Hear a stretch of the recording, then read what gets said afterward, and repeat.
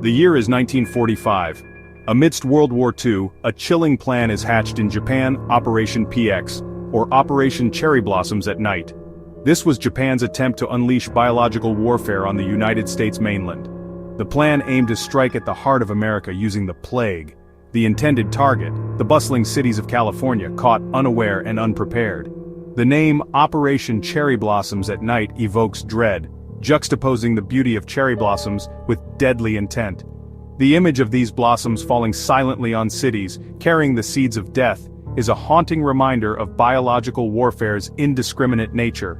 To understand this operation, we must journey back to the years preceding World War II. Japan, driven by imperial ambitions, embarked on a dark path of scientific exploration with devastating consequences. In the icy plains of Manchuria, a region marked by its harsh winters and remote landscapes, there existed a sinister facility operated under the guise of a water purification plant. This was Unit 731, the epicenter of Japan's biological and chemical warfare program, where some of the most inhumane acts in history were committed.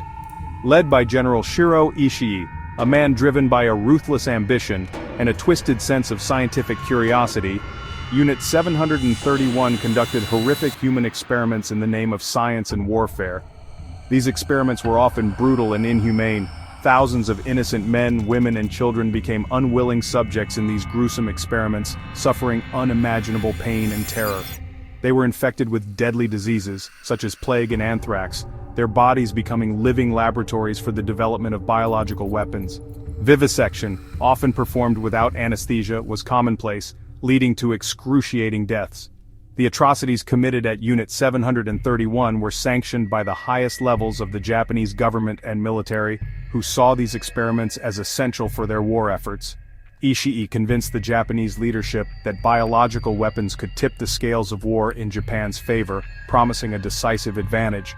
Unit 731 personnel conducted field trials of their biological weapons on Chinese cities, releasing pathogens into the population, resulting in thousands of deaths and widespread suffering. It was here that the seeds of Operation PX were sown, a plan so diabolical in its intent that it aimed to unleash these horrors on the United States, bringing the war to American soil. The architects of Operation PX were driven by ambition, desperation, and a ruthless desire to turn the tide of war in their favor. They adopted a pragmatic approach to warfare, willing to explore any means necessary to achieve their objectives. At the helm was General Shiro Ishii, the mastermind behind Unit 731, a man whose name would become synonymous with wartime atrocities. Ishii saw biological weapons as Japan's trump card against the United States, a way to level the playing field. He found an ally in Vice Admiral Eiji Kusaka, a staunch advocate for unconventional warfare, who believed in the power of surprise and shock. Kusaka saw Operation PX as a way to strike a decisive blow against the American homeland, potentially altering the course of the war. Rear Admiral Seigo Yamagata, known for his aggressive military doctrines, also supported the plan, seeing it as a necessary evil. These men believed that only a drastic attack could salvage Japan's dwindling fortunes in the war, a last-ditch effort to turn the tide. They were willing to unleash unimaginable suffering on innocent civilians to achieve their goals, showing a complete disregard for human life. The planning of Operation PX was a tightly guarded secret, known only to a select few within the highest echelons of the military. The existence of Unit 731 and its experiments were state secrets, knowledge of which could turn world opinion against Japan, revealing the dark underbelly of their war efforts. The bustling cities of California presented ideal targets for Operation PX. The state's dense population and significant economic activities made it a prime focus for any large-scale attack. San Diego, a major naval base, was seen as a symbol of American military might. Its strategic importance in the Pacific theater made it a key target for disrupting American naval operations. Los Angeles, a hub of industry and commerce, represented the economic heart of the West Coast. The city's vast industrial complexes and bustling ports were vital to the American war effort. San Francisco, a major port and transportation hub, was seen as a gateway to the American interior. Its role in facilitating the movement of goods and people made it a critical point of interest. The Japanese military planners believed that unleashing a plague in these cities would cause mass casualties and widespread panic. The psychological impact of such an attack would be immense, potentially crippling American morale.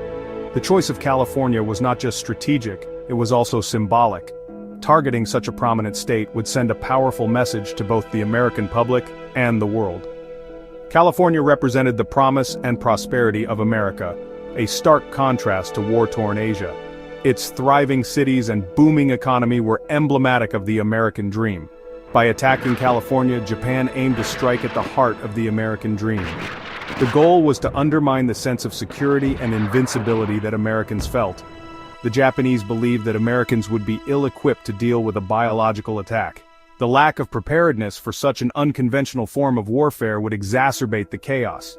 California, with its long coastline and proximity to Japan, was a vulnerable target for a stealthy attack. The geographical advantages made it an accessible and tempting target for Japanese military planners. The chilling plan of Operation PX was meticulously crafted. The Japanese military devised a strategy involving plague-infected fleas dispersed over American cities using ceramic bombs. These bombs would release the fleas, allowing the plague to spread rapidly. Kamikaze pilots would deliver these deadly payloads, ensuring an unexpected and devastating attack.